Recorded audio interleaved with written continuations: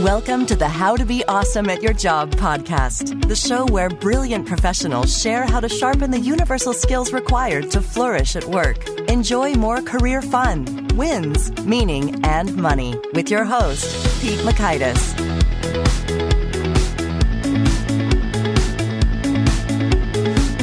Hello, and thanks so much for joining us here for episode 265 with Peter Shankman. I think you'll love this chat because Peter is talking about productivity from a unique vantage point, and that is of someone who has ADHD and how he uses that to his advantage, and we can all benefit from it. So you'll learn 1, 4 simple rules to be more productive, 2, tricks to eliminate distraction, and 3, why you should always ask for a deadline. So if you want to check out the show notes or the transcript or the links to items we've referenced, it's over at awesomeatyourjob.com/ep265. Now, here is Peter's story. Peter Shankman is a spectacular example of what happens when you merge the power of pure creativity with ADHD, a dose of adventure, and make it work to your advantage. Peter is an author, entrepreneur, and corporate keynote speaker, a worldwide connector who is recognized for radically new ways of thinking about customer service, social media, PR, marketing, advertising, and ADHD. He founded Help a Reporter Out, Shankman's Breakthrough, Geek Factory, and more. So thanks to Peter for sharing his time with us, and thanks to our sponsors. Check them out. One sponsor to check out is Bamboo HR. I love owning my own business, but I do not love doing government compliancy things. HR is hard, but Bamboo HR is easy. Bamboo HR is a powerful yet flexible all-in-one HR solution for your growing business. Wrangling benefits, onboarding, performance, recruiting, reporting, vacation time, trainings, oh my, can take hours. But with Bamboo HR, it can take mere minutes. Setting up a demo account is ridiculously easy. I didn't have to coordinate calendars to schedule a demo with a sales rep. Nope. I just created a sample account with sample data within 3 minutes of visiting their website, so I could immediately behold its vast capabilities.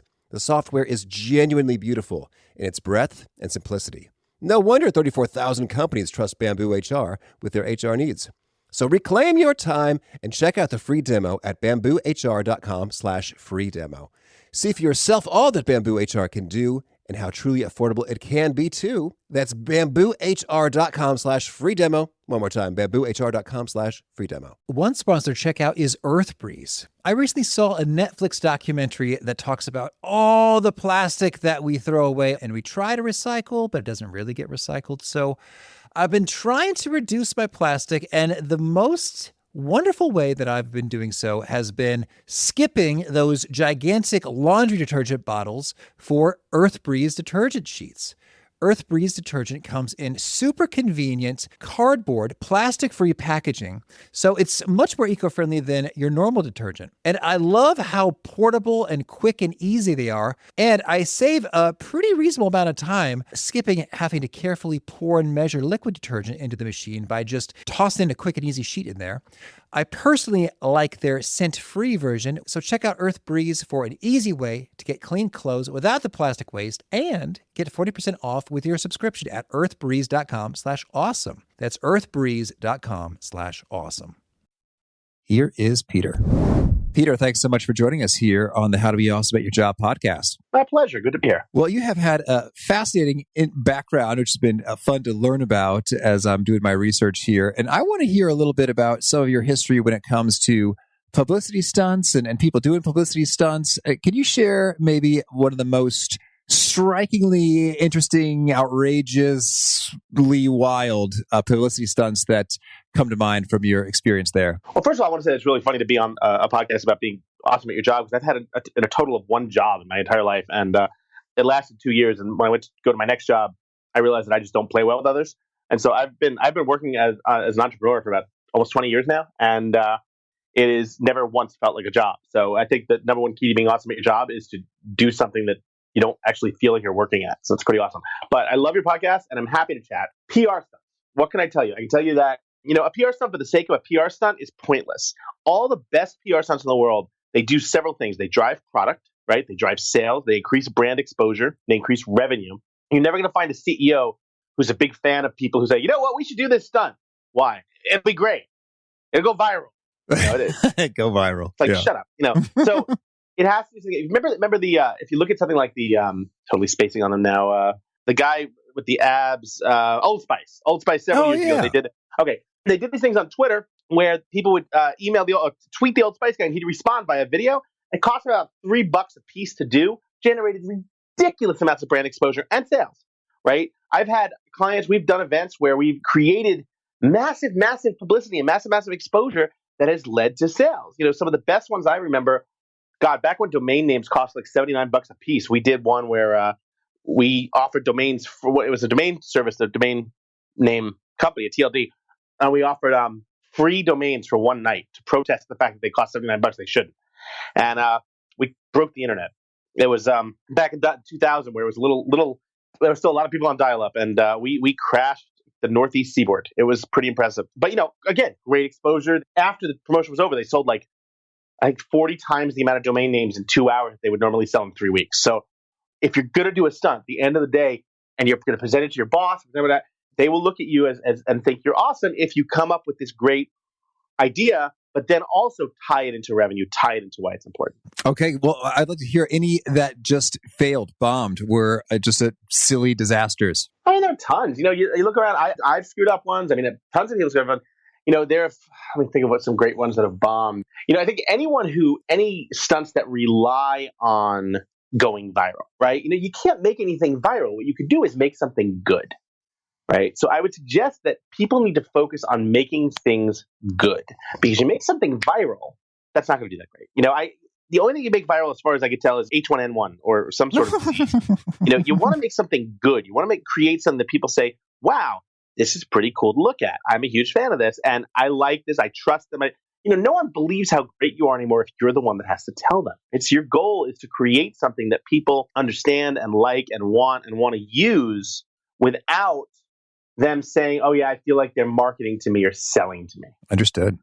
Cool. All right. Well, thank you. Well, so I want to spend most of our time chatting about some of the ideas and applications that you've collected much of within your book, Faster Than Normal. Can you share with us what is sort of the main premise of the book, and why is this important here and now? Faster Than Normal is the basic premise that a lot of us are undiagnosed ADHD. Some of us have already been diagnosed. I've had it for 10 years, but for 30 years, I've always thought I was just different and strange, right? At the end of the day, what you find is that ADHD since it's come out as a disorder, has always been considered a negative. And when I realized that I had, and realized there was a name for it, and realized what it was doing, I'm like, holy crap, this thing is actually done tremendously well for me. This disorder is actually responsible for the majority of my success. And when I realized that, I quickly became aware that ADHD can be considered a gift, not a curse, if you understand how to use it. And so for me, I've spent the past countless years documenting how I use my ADHD as a gift, what I do to allow myself to use it to the best of my ability to benefit my life, to allow me to sort of, for lack of a better word, do more than normal people. And it sounds crazy, but it turns out that when you have a faster brain, as long as you know how to use it, you actually can do a lot. Here's a perfect example. If I offered you the choice between a Honda and a Lamborghini, right, you'd probably choose the Lamborghini, right? It's a faster car. It's a sick ride. It's amazing, but you got to know how to drive it. If you've been used to driving a Kia Sportage your entire life, and someone gives you a Lamborghini, if you don't know how to drive it, you're going to step on the gas, expecting it to respond the same way that your Kia responds. You're going to smack into a tree or kill someone or fall off a bridge. You have to understand how to drive your faster brain. Driving your faster brain is different than driving a regular brain at a normal speed. So there are pluses and minuses to that. All right. Well, so I'm really intrigued to hear your point, just so that folks don't tune out right away. He's like, well, I'm not ADHD, so this doesn't apply to me. But you said there are many folks who are undiagnosed ADHD, and I had a former girlfriend who kept insisting that I too had ADHD.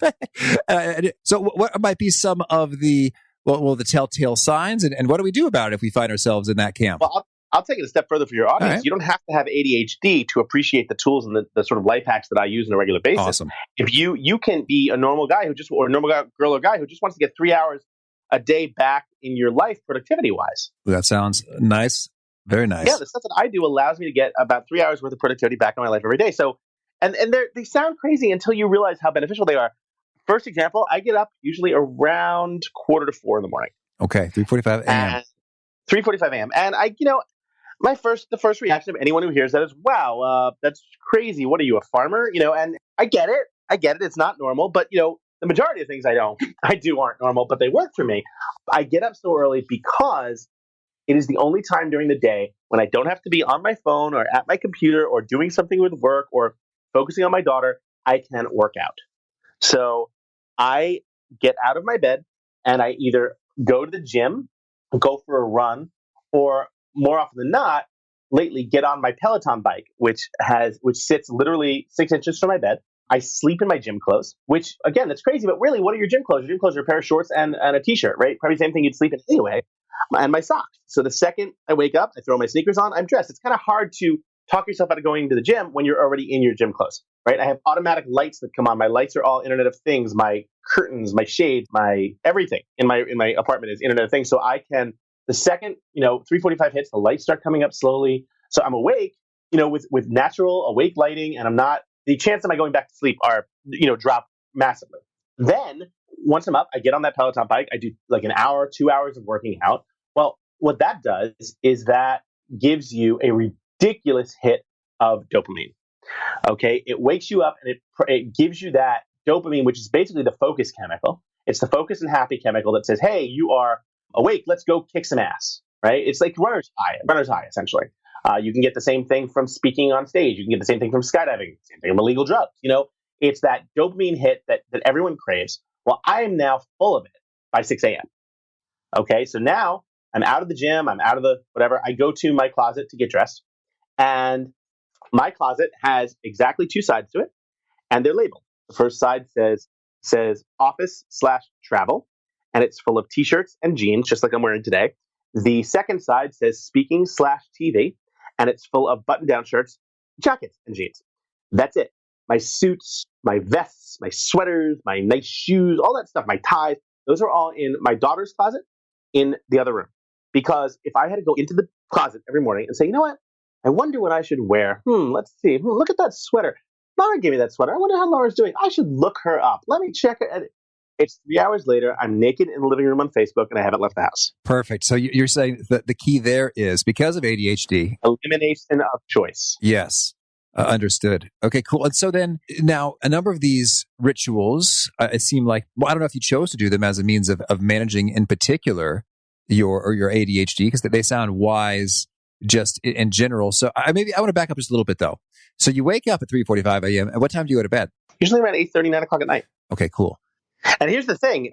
For everyone listening saying, oh my God, I'd miss out on everything. I'd miss out on all the business, all the good networking in it. No, you won't. I've been doing this for years. I have not missed out on a damn thing because all the people who really have the power to make decisions, they're not out drinking, right? You're having breakfast with them at 7 a.m. at the plaza, egg whites and coffee. All right. That's the real thing. I have never missed out on anything business-wise by going to bed early. Okay, I'm with you.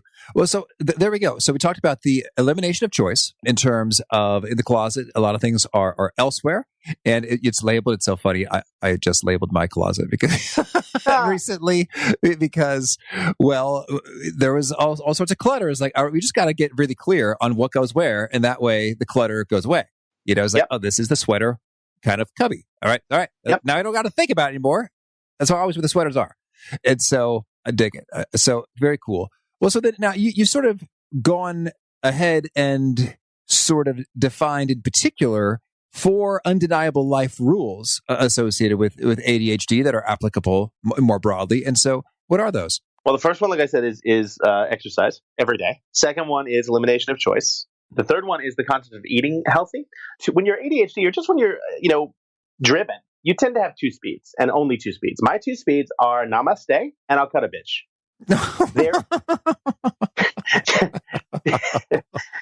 There is absolutely no middle ground. There is no middle ground. And so once you realize that, it's a lot easier to live your life. So for instance, how there's certain people who, and I know some of these people, they get home after work and like, you know what, I'm tired. I don't really feel like cooking. I'm going to order in a pizza, right? And they order in a pizza and they have 2 slices and they box the rest up. They put it in tinfoil and they put it in the fridge, right? That's called leftover pizza to have it another time, right? Okay, I've never had leftover pizza in my life. That's just not a thing. You just devour the whole pie? If there's pizza in front of me, I'm eating the pizza. Okay. I have never once had leftover pizza in my life. And, there was a comedian, I don't remember who said, I don't eat until I'm full. I eat until I hate myself, right? And I have, that's what I do. I sit there and I will eat the pizza because again, two speeds. And so knowing that, there was a great movie that came out in the early 80s called War Games. And it was about computer. Oh, right. With Matthew the Broderick. nukes. Right. An interesting game. Yeah, okay. Yeah. Exactly. And the computer understood, the very last line of the movie was the computer understanding that you can't win at nuclear war. And he says, the only winning move is not to play. And so I have determined that in my life, the only winning move for me is not to play. I allow myself certain time in very constrained conditions to play. For instance, the last 2 weeks of December, I knew I wasn't traveling, I knew I wasn't working, I let myself eat, right? But sure enough, I probably ordered pizza every single day. Now I'm back onto healthy. And because of that, I cook all my food in advance. I have every Sunday, I make a ton of skinless chicken. I make a ton of lean flank steak, things like that I can just carry with me. I have, a ton of spinach salads, yogurt, things like that. I take a yogurt with me out the door. I'm eating it as I walk to work. It stops me from going in, oh, look, there's a Dunkin' Donuts, or look, there's a McDonald's, or look, there's whatever. It turns that off because I simply know that is not an option at that time. And I have those, it sounds rigid, but it has to be that way because otherwise, like if I work in a shared community space and some idiot is always bringing in donuts, right? And I would eat, a perfect example. I walked into my office today. I haven't been in since early last week because the holiday. Walking today, a client had delivered me a 10-pound box of one of those 10-pound tins of popcorn, regular cheese and caramel, right? I opened the box. I took out the tin. I didn't even break the seal on the tin. I simply left my office, walked up to the administration, the desk up front, and went to the two women who worked there. I'm like, hey, I got a present for you. And I left it there. Wow, you're so nice. No, I'm simply preventing myself from sitting in my office and eating 10 pounds of popcorn today. So again, eliminate that. Know what works for you, know what doesn't. So I try to eat healthy. My logic is if my grandmother wouldn't have recognized it as food back in 1908, I won't eat it. All right. And then the fourth rule, I think I touched on this earlier, simply getting enough sleep. So it's amazing what happens when you don't get enough sleep. And the second you don't get enough sleep, your body, and it's the same thing with not drinking enough water. Your body is unbelievably good at adapting. And so it will basically, if it says, okay, you know what? You haven't gotten enough sleep. I'm going to make you do other things. I'm going to make you think that you want to do other things when I'm just trying to get you to sleep. Same thing with water. You haven't drank enough water. I'm going to make you feel hungry. But you're not actually hungry. You're thirsty. But I know there's water in whatever food you eat. And maybe that's a way for me to get what I need. Brain is amazing. So the corollary then on the sleep side is what's the body prompting us to do when we're sleep deprived?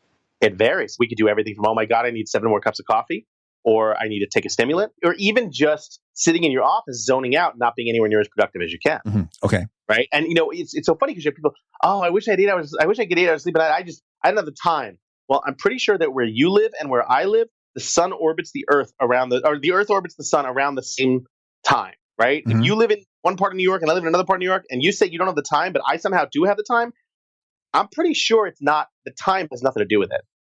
Right? Because I'm pretty sure that we both live on the same part of the planet that revolves around the sun at the same exact time. So I don't suddenly have an hour more in my day time-wise than you do. What I do have is the priority. Okay. I'm with you. Cool. Well, so now I'm intrigued that in a way it seems like the elimination of choice is one that really reinforces and supports all the other three.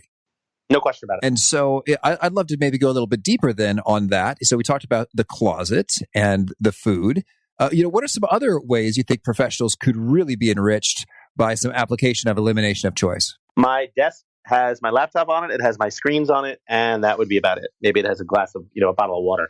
Keep your desk clean. Keep the stuff clean. And you will find that there's nothing to get lost in. Right. So I have to do work on Facebook for a living. And so I have a wonderful extension for Chrome called Kill Newsfeed, which does exactly that. All I see on Chrome is my advertising and things like that. So I don't get sucked down that rabbit hole. Wow. I go into specific places. I have 5 books that I've written. And for the last 3 of them have been written entirely on airplanes. Not because I fly a lot for work, but flying is also the best place where I can get work done. So I have actually done things where I will go and I will fly. I flew to Asia to write a book.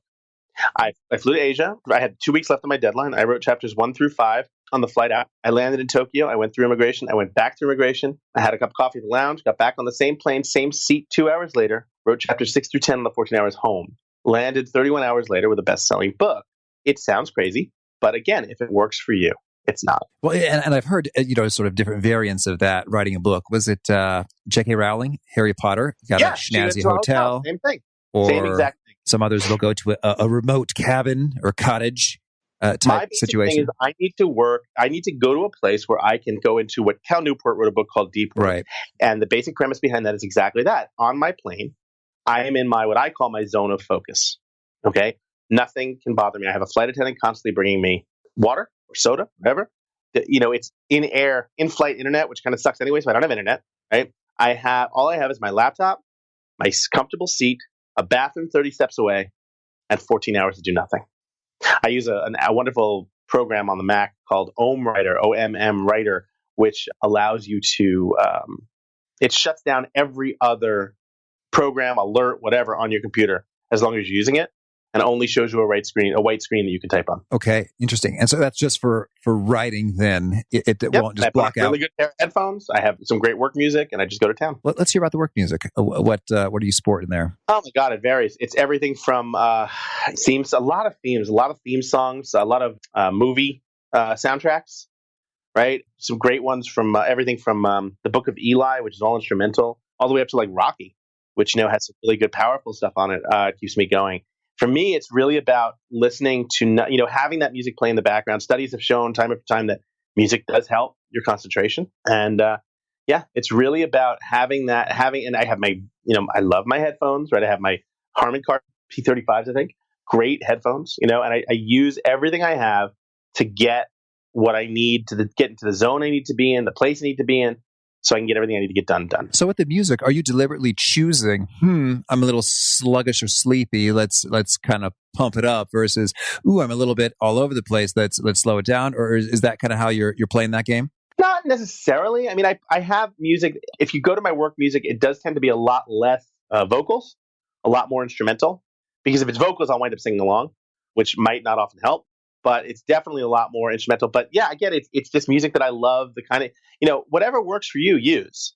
But yeah, that's the kind of stuff for me that I'm just a huge fan of. Well, and I'm intrigued here. It seems like one of the themes that we're talking about here is from the early rising to the flying to Asia and back is about sort of, isolation or separation from, distractions in general, but people in particular. And so I guess I'm curious about the other people side of the equation. It's like, one approach is to just get completely away from them via they're not awake or you're in a plane and you can't be accessed.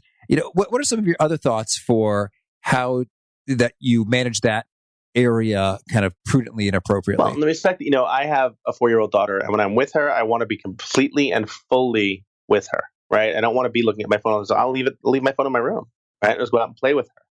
For me, it's really about being in that moment and being as present as possible. And I know that if my phone's in front of me, I'm going to look at it, right? And so I also know that I've set up my life in such a way that I've worked. By the time 5, 6 p.m. rolls around and I head home to see her, I've been working since 6 a.m., 7 a.m., right? So I can take a break. I can go enjoy myself. And that to me is huge. There's no guilt there. There's no, and I shut off my phone at night. Like when I go to sleep, I don't just, put it on silent. I shut it off. And what I found from that is that, oh my God, what happens if I shut it off? I'm going to miss so much. You know how many times I've actually missed an important call? I think once. And the people who matter in my life, my parents, my daughter's mom, they have my home number. Right. Worst case, if it's 2 a.m, something's up, they can call the home number. It's never been a problem. We make a lot more of these problems in our minds than really exist. Well, and I'm also curious to hear, you've dropped the name of several tools, whether it's a Chrome extension or a piece of software or your headphones. I would love to hear all the more. What are some additional tools or hacks you're using with the tools, whether it's the calendar, the to-do list, or whatever, that you find handy for running your brain and your life? I mean, I think everyone, you have to figure out what ecosystem you belong to and stick with it. So I'm in the Mac and Google ecosystems, and so I have my iPhone. But because I'm on Google, I also use a Huawei Mate 10, which is a phenomenal phone. I use both of them, and the apps that I use vary for what I need. I use everything from I'm huge on WhatsApp, on WeChat, all that stuff where, I go overseas a lot. So how can I continue to be connected and not have to worry about losing that connection wherever I go and know that I can also shut down when I need to? So what other apps do I use? I love shopping, being able to, think about something I might need, add it to my shopping order over the course of the week, and then just hit send every Saturday, right? So again, it's really just eliminating the choice and eliminating the worry of, did I put that there? Did I take care of that? Whatever. Right. Now you say you hit send with shopping. So I use Fresh Direct. I don't. That's only in New York. I'm not sure if that's everywhere, but essentially, Fresh Direct, just order everything online. It shows up a couple of days later. It's from a store in the city. It's phenomenal. Oh yeah, that's good. I dig Instacart Yeah, here same in thing. Chicago. Cool. Okay. Well, any other things that you want to share when it comes to the creative energy or this, mythical hyper focus? How do we tap into some of these superpowers? I would suggest one more thing, and that is that deadline. When you don't have a deadline, that's a problem. Like, I can't work without a deadline. And what I've learned is to tell my clients to give me an actual date and time that you want something. Because if they don't, what winds up happening is it becomes the most important thing to do until the next project I get. And then that becomes the more important thing and most important thing. And now I haven't finished the first one. So if you tell me, oh, just get it to me whenever, you'll never get it. But if you tell me I need it by Tuesday at 4 p.m., you'll get it Tuesday at 4 p.m. because then I have a deadline. I can work backwards from there. And, we do that a lot. Most CEOs, we tend to not be able to complete things because there's always something new coming up. So if you give me a deadline, I'll make sure I get it. And then the last thing I suggest is make sure you have a tribe of people who understand what you're doing for a living and understand what you need and how they can benefit you. Essentially, have a support system. We don't talk about this, but working for someone else, entrepreneurship, whichever way you're doing it, it tends to get lonely, right? Most people don't understand what you do, and unless they're working right with you, and of course, you don't want to share with people right with you because then it becomes a competitive thing, blah, blah, blah. You really want to focus on having a tribe of people. I mean, for me, I run a mastermind group. It's called Shankman, and we have just under 200 people in it, all of whom are either entrepreneurial in nature or work for themselves, whatever. And I could say, guys, do me a favor. I'm putting it out here. I want to make sure I'm up for I have 1,000 words I need to write by tomorrow. Just make sure I get it done. And, I'll start getting emails 6 a.m. Hey, done it yet? Done it yet? Done it yet? And it forces you to do it. It's great. So a huge fan of having a tribe, having a group of people who trust you, who you trust. That's good. Well, thank you for sharing. And so then any thoughts on tapping into the hyper focus and creative energies? I think at the end of the day, you can't force it, right? If you're not in a mode or in a mood or in the right place to get what you need done, don't do it right then. Do it another time, right? Do something else.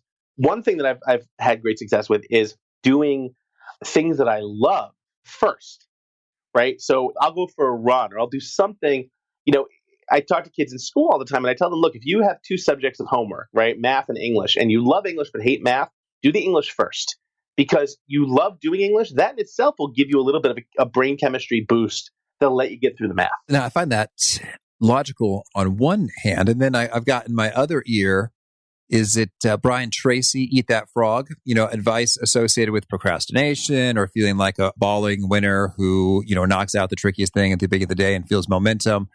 How do you... Here's the thing. At the end of the day, you're going to have to get your homework is due tomorrow, right? Either way. So for me, I look along the lines of being able to, I want every bit of availability to be able to do the stuff I love. And I know that if I do the stuff I love first, I'll be excited about it. I'll be happy about it. And then I will feel that hopefully will translate into giving me just a little bit of brain boost to get through the thing I don't love. Now, I totally understand what Brian said and all that. I get that. It's just different ways of working. Okay, gotcha.